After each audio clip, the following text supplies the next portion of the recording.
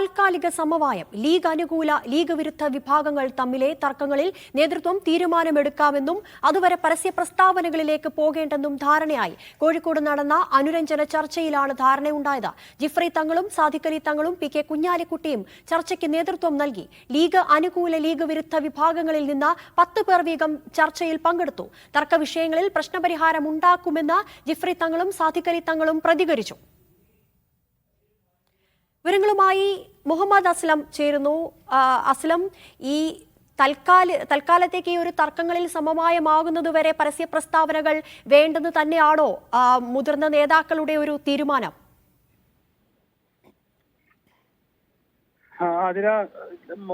സമസ്തയിലെ രണ്ട് വിഭാഗങ്ങൾ തമ്മിലുള്ള തർക്കം വലിയ ആഭ്യന്തര സംഘർഷത്തിലേക്ക് അല്ലെങ്കിൽ സമസ്തയിലെ വലിയൊരു ആഭ്യന്തര പ്രശ്നമായി ഉയർന്നിരുന്നു.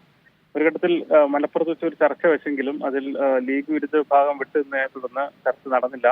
ഇന്ന് കോഴിക്കോട് നടന്ന ചർച്ചയിൽ രണ്ട് വിഭാഗങ്ങളെയും ചർച്ചയ്ക്ക് ഇരുത്താൻ കഴിഞ്ഞു എന്നുള്ളതാണ് നേതൃത്വം ആശ്വാസം നൽകുന്ന വലിയൊരു കാര്യം.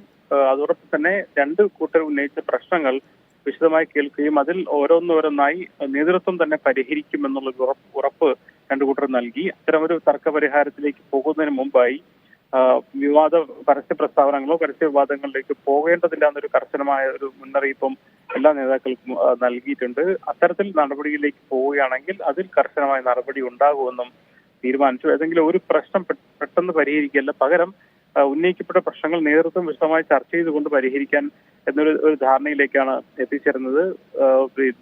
നേരത്തെ പറഞ്ഞ പോലെ ജിഫ്രി മുത്തുക്കോയ തങ്ങളും സാദിഖ് അലി തങ്ങളും കുഞ്ഞാലിക്കുട്ടിയുമാണ് ചർച്ചയ്ക്ക് നേതൃത്വം നൽകിയത്.